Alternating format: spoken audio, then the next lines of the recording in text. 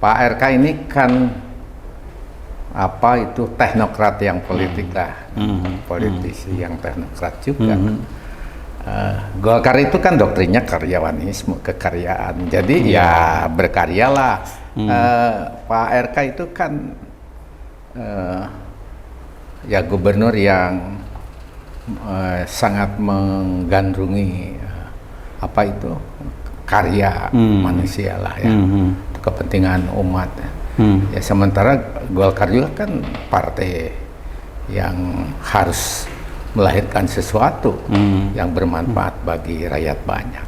Dari dulu kan doktrinnya juga karyawanisme, berkarya, menghasilkan sesuatu untuk kepentingan umat.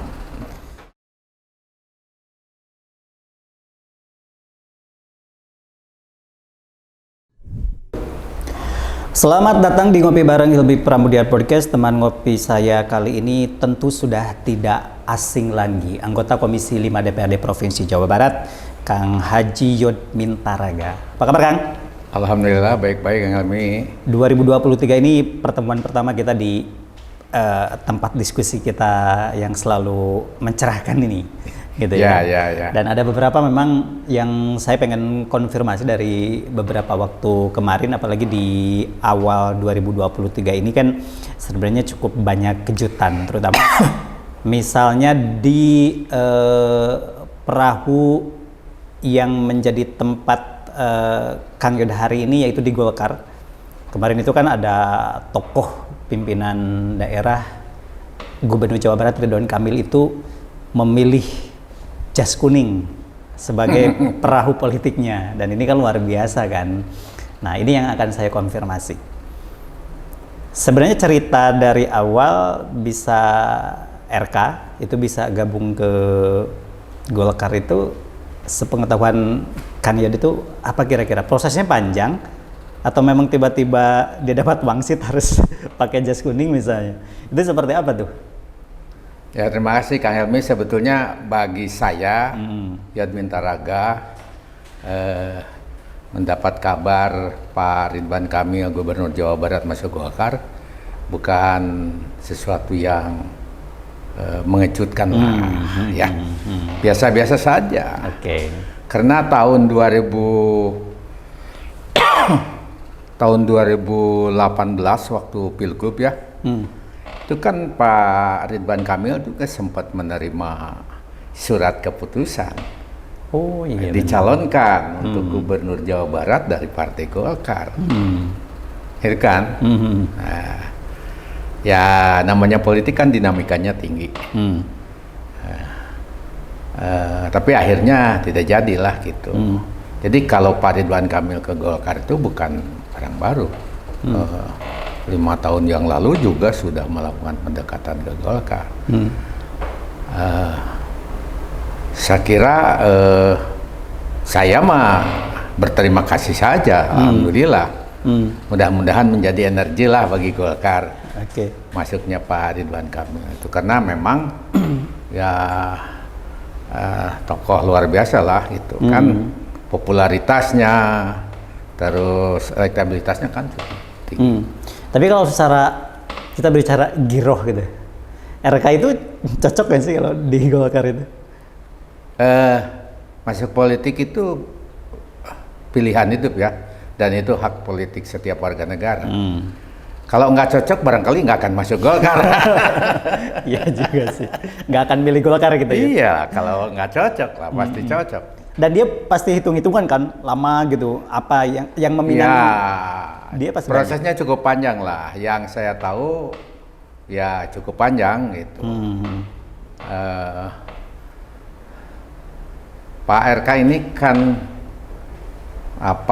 teknokrat yang politik lah, politisi yang teknokrat juga. Golkar itu kan doktrinnya karyawanisme, kekaryaan. Jadi ya berkaryalah. Pak RK itu kan ya gubernur yang sangat menggandrungi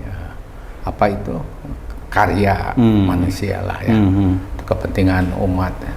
Ya sementara Golkar juga kan partai yang harus melahirkan sesuatu yang bermanfaat bagi rakyat banyak. Dari dulu kan doktrinnya juga karyawanisme, berkarya, menghasilkan sesuatu untuk kepentingan umat. Tapi kalau dampaknya sekarang secara keseluruhan, atau misalnya setelah dia resmi ber-KTA Golkar dan punya posisi yang cukup baik ya, kalau tidak salah dia wakil ketua umum, bukan? Ya, beliau di DPP diberikan kepercayaan selaku wakil ketua umum, bidang penggalangan massa. Dampaknya sekarang ada nggak misalnya setelah kan survei internal atau survei eksternal masuknya RK ke Golkar itu seperti apa tuh? Atau Insya Allah lah luar biasa gitu. Mudah-mudahan memberikan dampak yang positif. Kalau Golkar kan sebetulnya sudah populer ya, Partai Golkar. Ya. Apalagi masuknya tokoh-tokoh yang punya kualitas ya, punya popularitas tinggi, punya elektabilitas tinggi, masuk ke Golkar, partai yang cukup besar, punya pengalaman, dan insya Allah memberikan dampak positif. Tapi tentu harus terukur, artinya baru kita lihat nantilah 3-6 bulannya kalau kita sudah melakukan kajian lah gitu. Katakan diadakan survei 3-6 bulan ke depan seperti apa pengaruhnya terhadap Partai Golkar dalam menghadapi momentum politik pemilu 2024 baik untuk Pilpres maupun untuk legislatif. Tapi kalau misalkan kita melihat momen ini kan masuknya RK menjadi kader lah istilahnya, atau misalkan anggota dari Golkar ini, apakah benar-benar ada kaitannya dengan pemilu 2024? Walaupun sebenarnya Golkar sendiri sudah dari awal itu yang menjadi calonnya itu adalah ketua umumnya, misalnya dideklarasikan. Ini seperti apa sikap RK sendiri? Apakah memang tentu harus patuh dong dengan aturan, karena ada aturan sendiri Golkar? Ya, sampai hari ini calon presiden dari Partai Golkar kan hasil keputusan Munas, keputusan tertinggi ya dalam sebuah organisasi ya, Bapak Erlangga Hartarto selaku calon presiden. Kita masih punya waktu kan, kita sudah membentuk koalisi Indonesia Baru, pendekatan-pendekatan silaturahmi antar partai politik sebagai peserta pemilu juga sedang digiatkan. Ya, politik itu kan sangat dinamis lah. Nantinya seperti apa, ya kebijakannya ada di DPP. Saya hanya sebagai kader di bawah yang melaksanakan kebijakan partai kan. Tapi kalau yang sendiri sebenarnya tujuan RK sendiri memilih Prabowo Golkar ini kemana itu? Apa gitu tujuannya? Saya kira ingin membangun negeri ini, khususnya daerah Jawa Barat, ke depan jauh lebih baik lagi lah. Kalau ingin tahu persis Pak RK masuk Golkar tujuannya kemana, ya tanyakannya harus ke Pak Ridwan Kamil. Harusnya diundang sama Mario di sini ya nanti. Diundang sama Radar TV, dialog di sini. Oke, itu untuk mencari jawaban di balik kenapa dia memilih Partai Golkar gitu ya. Nah, kemudian ini sebenarnya kita masih ngomongin soal Gubernur Jawa Barat. Ini kan hari ini kan kalau banyak orang yang mengatakan Gubernur RK itu terlalu banyak membangun yang sifatnya monumental, misalnya dari pembangunan infrastrukturnya terlalu banyak, bangun alun-alun, taman-taman misalnya. Kemudian yang terakhir kemarin juga saya lihat Kang itu hadir di peresmian Gedung Kreatif Center Tasikmalaya misalnya, yang orang menilai tidak terlalu urgensinya tidak terlalu penting gitu misalnya. Karena yang dibutuhkan hari ini apalagi pasca pandemi COVID-19 itu yang dibutuhkan adalah penguatan ekonomi masyarakat, UMKM dan segala macam. Ya. Bener nggak seperti itu yang dilihat dari kacamata Kang Yud sendiri? Walaupun hari ini mungkin satu rumah nih sekarang misalnya. Ya bisa benar bisa tidak. Oke. Kalau pemerintah itu kan melaksanakan program kegiatan pembangunannya bukan semau gue. Kita punya dokumen perencanaan pembangunan. Ya katakanlah saja dari RPJMD, dari RKP dan APBD itu sendiri. Jadi semua program kegiatan yang dilaksanakan program-program yang memang sudah disepakati sebagai pelaksana penyelenggara pemerintahan daerah, gubernur dan DPRD-nya. Gitu. Orang bisa berpandangan lain lah gitu ya. Kalau saya tidak setuju, ya saya coret pada proses penganggarannya. Kalau enggak dicoret kan berarti setuju, gitu. Siapapun gitu. Nah, tergantung melihatnya dari sisi mana. Gitu. Saya kira tidak benar, lebih fokus kepada urusan-urusan infrastruktur saja. Semua yang dilaksanakan itu kan sudah ada panduannya di dalam rencana pembangunan jangka menengah dan di RKP sendiri. Jadi kita mengikuti itu aja.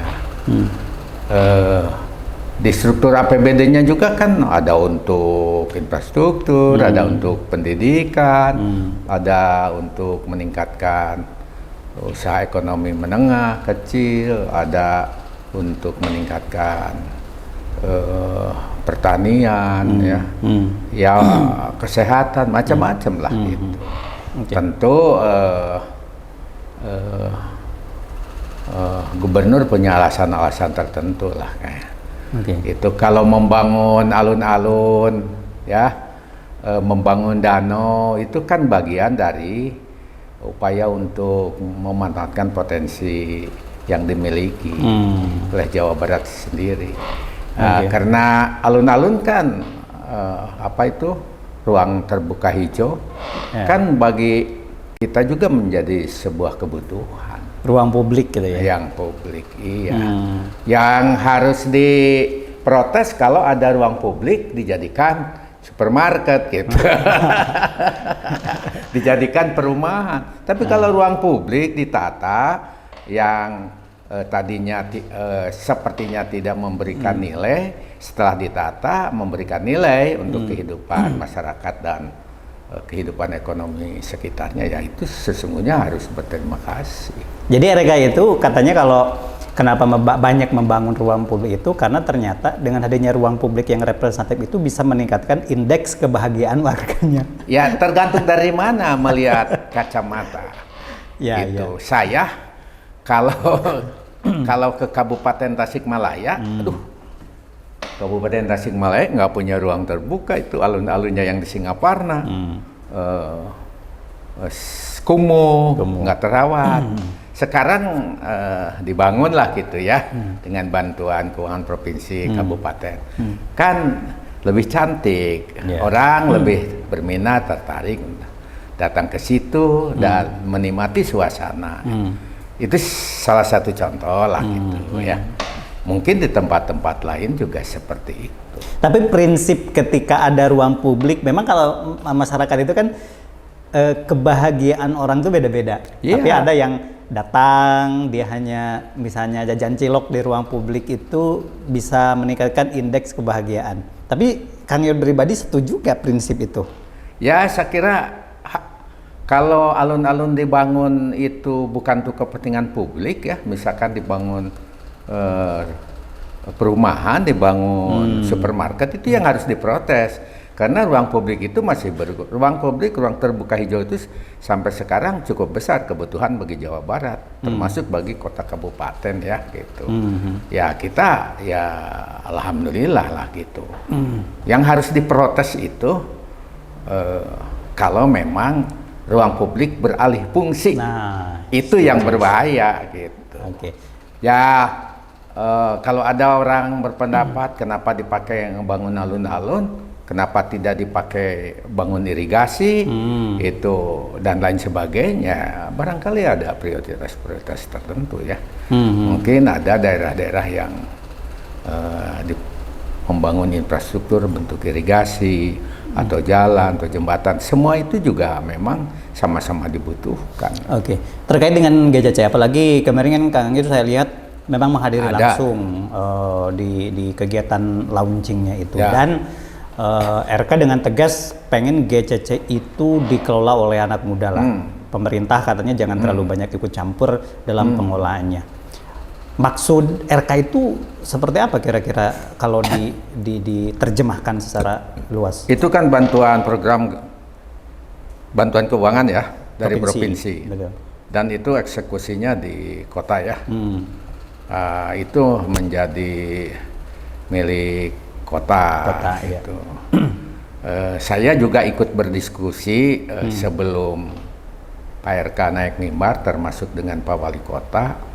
Seyogianya sarana ini betul-betul dimanfaatkan oleh masyarakat yang memang memerlukan itu, dan harus mandiri lah gitu. Jadi pemerintah itu hanya mensubsidi saja. Jadi pengelolaannya itu langsung oleh masyarakat, pengrajin, ya masyarakat yang punya kreatif lah gitu ya. Misalkan pemerintah itu ya bantulah untuk bayar listrik dan lain sebagainya. Jadi yang mengatur agar memang itu betul-betul gedung itu berfungsi seperti yang diharapkan diserahkan kepada masyarakat. Gitu. Dan Tapi itu jelas harus ada yang tanggung jawabnya. Oke, anggarannya juga cukup besar ya kalau tidak salah sampai 20-an gitu kalau yang muncul. Kalau tidak salah. Pembangunan itu. Betul. Saya kurang tahu persis, tapi yang penting kehadiran gedung Creative Center ini akan lebih memberikan tempat ya bagi warga masyarakat Kota Tasik dan sekitarnya untuk lebih berkreatif, berkreasi. Jadi wadah berkreativitas masyarakat. Mengembangkan bakatnya, tuh, memberikan edukasi dan menjadi tempat promosi sekaligus gitu. Saya kan lihat juga ke atas, macam-macam produk Tasik bisa digelar di situ. Bahkan dilengkapi dengan semacam auditorium ya, gitu, tempat pertunjukan, kayak bioskop kayak gitu ya. Ada kayak tempat bioskop, itu bagus juga. Yang harus dipikirkan ke depan adalah pemanfaatan yang maksimal dan pemeliharaan sehingga gedung itu betul-betul memberikan nilai tambah bagi memajukan rakyat Tasikmalaya. Secara spesifik kalau gambaran dari Kang Haji sendiri, kalau dikelola oleh pemuda misalnya itu harus berbentuk ini nggak sih, kayak misalnya pihak ketiga misalnya ada apa legalitasnya bentuknya misalnya yayasan atau apa seperti itu, kayak gimana sih? Ya karena kurang paham saya itu kalau. Ya saya juga belum tahu seperti apa, tapi kan bisa dibangun sebuah MOU lah antara masyarakat itu dengan pemerintah. Nanti pemerintah kewajibannya apa, tapi pemerintah supporting aja gitu. Jadi yang berperannya itu adalah kelompok masyarakat itu. Oke. Jadi memang jangan terlalu birokrasi lah. Nah, mau pakai itu harus minta masalahnya. izin dulu, lain sebagainya. Apalagi harus sewa. Jangankan untuk nyewa tuh, pikiran ini untung tidak pun juga harus kerja keras. Oke. Secara keseluruhan Kang Haji memang keberadaan GCC ini bisa mewadahi apa yang memang dimaksud sebelumnya. Ya tergantung rakyat Tasikmalaya sendiri. Balik lagi ke. Kalau saya mengharapkan itu memberikan peranan yang optimal terhadap usaha kreativitas masyarakat Tasikmalaya. Kan banyak industri rumah yang sudah populer ini. Iya. Ada plom gelis, ada payung, ada Batik. bordir, ada apa lagi? Batik, semua kan itu. Itu bisa dipakai tempat apa namanya? demonstrasi gitu, bisa dipakai untuk pameran dan lain sebagainya lah. Gitu. Oke.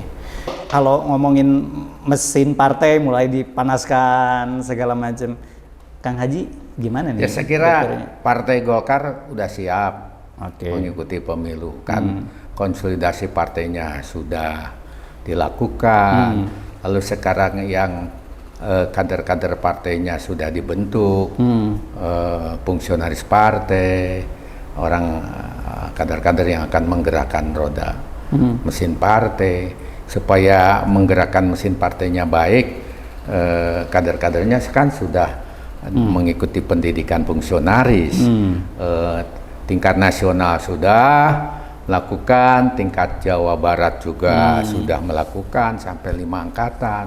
Sekarang yang sedang melakukan adalah tingkat kota kabupaten melakukan pendidikan politik kader fungsional. Saya lihat kemarin juga Kang Kemarin Haji, di Tasik kan sudah. Tasik, Ciamis. Tasik kota, Tasik kabupaten, Ciamis, Banjar, Pangandaran sudah, Garut sudah, Kuningan sudah. Sekarang berlangsung di Kabupaten Bekasi Oke. dan Bandung sudah. Dan itu yang paling terbaru kemarin saya lihat juga liputannya Kang Haji hadir di situ, Kabupaten Ciamis misalnya menaikkan target kursi. Ya kalau Golkar mau menang harus menaikkan raihan suara, target kursi. Karena kan ya kalau ingin jadi presiden kita harus menang. Iya. Ya kita juga ingin mendudukan kader-kader terbaiknya di legislatif juga harus menang supaya kader yang duduknya banyak, apalagi di daerah. Kita ingin mengusung kader terbaik partai di pilkada, baik gubernur maupun bupati kan harus menang. Iya. Karena ada persyaratan untuk mengusulkan kepala daerah, gubernur, bupati, wali kota kan 20% dari jumlah kursi yang ada. Kalau di daerah misalnya DPD Desa sendiri kemarin, apakah setiap daerah khususnya di Jawa Barat lah yang di bawah provinsi misalnya yang dipegang oleh Kang Haji sendiri, semuanya dinaikkan target? Ya, naikkan. Okay. Semua harus naik. Kemudian kalau misalkan melihat dari kader-kader yang ada, yang apakah semuanya sudah sekarang itu sudah yang mau maju di Pileg 2024 nanti itu sudah DPD misalnya sudah punya kader-kadernya yang komplit dengan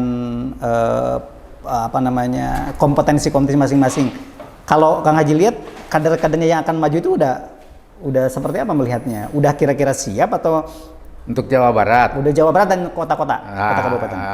Kita setiap kota kabupaten sudah menetapkan kader fungsionaris 200% dari jumlah kursi yang akan diperebutkan. Misalkan kalau Kabupaten Tasik 150 kursi kan, maka dia menyiapkan 100 gitu. Oh, iya. Kalau Jawa Barat yang diperebutkan 120, maka kita menyiapkan 240 gitu. Nanti terus berproses, seleksi alamnya berproses, terus dia ditugaskan dan lain sebagainya, bagaimana untuk membantu partai, nanti akan mengkerucut sendiri sampai kalau di Jawa Barat 120 dibagi 15 daerah pemilihan. Dan itu terus turun ke bawah. Kalau di Tasik, kota Tasik berapa dapil, Kabupaten Tasik berapa dapil, Banjar berapa dapil, dan berapa kursi kan beda. Kabupaten Tasik 50 kursi, Kota Tasik kan 45 kan. Betul, Banjar kan cuma 35 kalau nggak salah. Jadi itu fungsionaris yang disiapkan sebagai calon legislatifnya 200%. Nah nanti yang jadi calegnya adalah 100% sesuai dengan jumlah.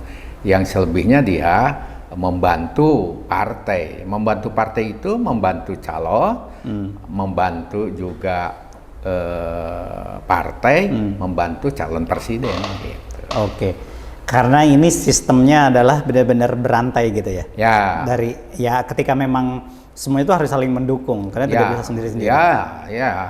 Antara raihan suara nasional, provinsi, kota, kabupaten kan harusnya berkaitan gitu ya. Berkaitan, ya. Kalau misalnya gini, ini pertanyaan yang mungkin di luar sana sederhana tapi tidak banyak orang yang tahu. Kalau misalnya sekarang itu ada saya misalnya mau ikut misalnya menjadi bagian dari Golkar kemudian calon legislatif. Itu prosesnya kayak gimana, Kang? Apakah butuh apa saja yang harus disiapkan nih misalnya? Oh, saya tertarik masuk kemudian karena saya ingin ikut di pemilihan legislatif 2024 nanti. Misalkan di tingkat kota saja atau kabupaten. Ya, yang penting memenuhi syarat, dia harus menjadi anggota partai. Jadi harus dia punya punya KTA dulu. kartu tanda anggota partai, KTA PGI. Itu mutlak harus. Kalau Mas punya KTA itu bayar nggak sih? Bayar, nggak bayar lah, gratis. Gitu. Nggak ada registrasi ya? Enggak, tapi kan sekarang sistem digital. Oh iya. Ya. Jadi sudah berbasis teknologi. Jadi kalau saya mau daftar itu harus mengakses Ya. ke webnya Golkar gitu ya? Ada operatornya nanti dikasih panduannya. Oke. Kemudian syaratnya apa lagi, Kang? Harus punya apa gitu kalau mau nyalek dari Golkar itu apa? Ya, syaratnya kalau mau ikut caleg hak politiknya tidak dicabut. Ya tentu persyaratan normatif harus dipenuhi sebagaimana yang dipersyaratkan oleh partai politik dan KPU lah gitu. Itu tidak sulit lah. Oke. Tidak susah. Oke. Dan terbuka. Kalau sekarang misalnya masih bisa nggak orang-orang misalnya orang kota misalnya mau gabung mau nyalek dari Golkar dulu itu ada pintunya udah ditutup atau masih? Belum. Masih kan ada. Belum ditetapkan. Iya. Okay. Yang penting masuk dulu punya KTA. Masih punya KTA, nanti ikuti proses. Mempelajari tentang mekanismenya. Siapa tahu yang sudah daftar sekarang 200 fungsionaris nanti jadi 100 fungsionaris misalkan. Tiba-tiba ada yang mengundurkan diri, tidak jadi dan lain sebagainya kan. Oke. Dan kalau misalnya Kang Yos sendiri persiapannya apa? Ada kalau Kang Yos kan pengalamannya udah banyak lah. Ada persiapan khusus enggak? Karena kan mau tetap di provinsi apa di pusat sekarang? Insya Allah masih di provinsi. Masih di provinsi. Persiapan khususnya saya menjaga kesehatan. Maksudnya gimana tuh? Ya stamina aja. Kan semakin dekat semakin kegiatan semakin padat. Oh. Jadi harus dijaga kesehatan, stamina tubuh kuat. Jadi yang paling penting kesehatan aja lah. Setiap menghadapi pileg, Ya. kan tentu zaman berbeda. 5 tahun ke 5 tahun itu situasinya berbeda. Ya. Menurut Kang Yon sekarang 2024 itu suasananya akan seperti apa? Lebih berat dibanding sebelumnya 2019 atau Kang Yon melihat ke depan itu akan lebih mudah? Khususnya bagi Kang Yon nih. Situasi politiknya gitu. Ya biasa saja lah. Ya mengalir bagaikan air saja. Tidak ada ya disebut sulit disebut biasa gampang biasa saja. Ya, nggak ada. Jadi tidak ada persiapan khusus. Nggak ada persiapan khusus lah. Tiap hari yang aku lakukan kan begini aja gitu. Ya, komunikasi aja dengan siapapun. Oke. Tapi kalau Kang Yon sendiri berbagi pengalaman sampai ke detail sih ke kader-kader kayak misalkan kan dihadirkan kayak motivasi. Wah, Kang Yon gimana nih sih udah bisa jadi anggota legislatif 7 periode kan itu kan luar biasa. Sekarang ke 8 misalnya. Apa tipsnya? Banyak nggak yang nanya gitu? Ya, yang nanya-nanya banyak juga. Saya pertama ya semangat aja, tekad lah gitu, dan ikhlas berjuangnya kan gitu. Yang dijawab itu hanya itu aja. Nah, terus apa tipnya? Saya nggak punya tim kan. Lalu timnya siapa? Saya jawab tim saya rakyat. Iya, jadi komunikasinya sejak awal sampai akhir dari mulai pemilu sampai ke pemilu lagi nggak pernah terputus, itu aja. Nah ini yang menarik memang gini, Yang lain itu kan biasanya kalau Kang Yod ini saya lihat kita kan udah cukup kenal lama ya. Kan kemana-mana tuh sendiri tuh. Tidak punya ada orang kepercayaan, orang khusus segala macam. Bener nggak sih gitu? Bener. Bener ya? Saya biasa aja. Paling saya ditemani ya karena itu kebutuhan pendamping aja untuk mencatat gitu, untuk merekam gitu. Nah ini kan gini, masalahnya dengan banyaknya masukan atau aktivitas komunikasi lah istilahnya. Berarti kan biasanya ada orang kalau misalnya mau ke Kang Yod itu harus ke siapa dulu misalnya? Enggak lah, memangnya apa saya? Kan ada yang gitu juga kan Ji. Enggak, saya mah dengan siapapun welcome. Langsung ya? Langsung lah. Mau dengan internal partai, mau di luar partai, ya biasa aja. Silaturahmi. Okay. Kan tidak boleh dibatas-batas silaturahmi mah. Oke. Jadi tidak ada, biasanya kan ada prosedural. Enggak lah, memangnya apa, saya biasa aja. Tapi itu nggak capek Kang? Maksudnya gini, kan ada kan orang dengan sehari kan harus melayani komunikasi, terus komunikasi itu kan bagian dari utama lah dari aktivitas Anda sebagai legislatif. Itu gimana tuh untuk bisa menangani itu semua supaya tidak terputus komunikasinya atau ada yang kelewat WA-nya atau segala macam. Itu tuh kebiasaan atau memang difokuskan ke situ kalau Kalau saya dinikmati saja, komunikasi biasa saja. Gitu. Orang banyak sudah pada tahu gimana saya ini. Gitu. Jadi memang tidak menemukan persoalan. Gitu. Kalau tidak menemukan persoalan kan, insya Allah nggak akan menemukan kesulitan lah. Iyalah, itu. Saya nggak punya tim dari dulu juga. Waktu di Kota Bandung dulu nggak. Itu tuh dikoordinasikan sendiri berarti? Dikoordinasikan sendiri. Iyalah. Dan saya tidak pernah memutus komunikasi dengan siapapun lah. Gitu. Dan dalam dunia politik banyak teman itu kan ya enak gitulah. Gitu. Ya dinikmatilah, disyukuri aja. Gitu. Enjoy aja. Oke, berarti memang selama ini kalau banyak kader yang nanya ke Kang Yod, apa nih misalnya motif apa tipsnya, rata-rata yang dijawab itu hanya yang tadi itu. Iya, santai aja, dinikmati aja, disyukuri aja. Iya, habis nggak punya rumus resepnya, nggak punya. Biasa aja. Seperti saya sekarang dengan Kang Helmi kan biasa aja, kamu tidak ada yang ditutup-tutupi apa, silakan. Okay. Ya alhamdulillah lah udah 7 periode jadi anggota Dewan dari 92. 4 periode di 20 tahun di Kota Bandung. Sekarang 3 periode di Jawa Barat keempat kali. Nanti tahun 2024 kalau itu masih dicalonkan partai dan rakyat Tasik masih mendoakan saya dan memilih saya gitu. Ya gitu kan dia. Jadinya kita itu oleh rakyat bukan oleh siapa-siapa. Memang kalau saya rasakannya itu tadi ada kelebihan sebenarnya. Kelebihan dari Kang Yod ini komunikasinya cukup mudah.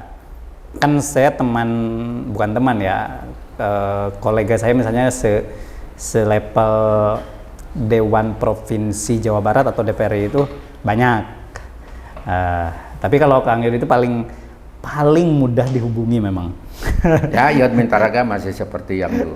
Paling mudah dihubungi. Dan komunikasi itu misalnya Kang Yod juga tidak lupa kayak ngirim foto ke saya segala macam. Kayak kemarin yang terbaru balihonya udah kemana-mana. Bahkan ada yang ditulis Ciomas.